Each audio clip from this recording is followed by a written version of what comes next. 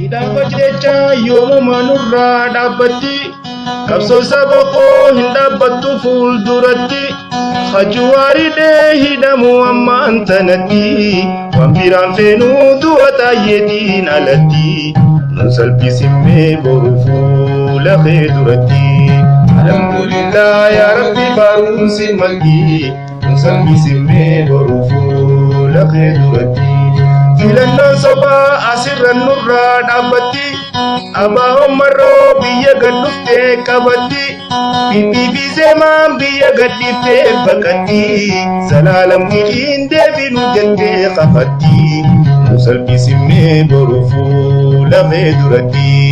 alhamdulillah yaa rabbi barumsi malki nu salphisimmee boru fuula kee duratti Faajjiin Oromoo odaadhani beeyna marti dhiini gootanii dubbatee maateenya nuti dorgomaa hidhuun qabsoo teenya yoom laaffifti ambooliin sobaa hin iftuudha maadha jirti nun salphisimmee boru fuula kee duratti alhamdulillah yaa rabbi barumsi malki nun salphisimmee boru fuula kee duratti Arti filannoo fudhachuu diddee biyyiti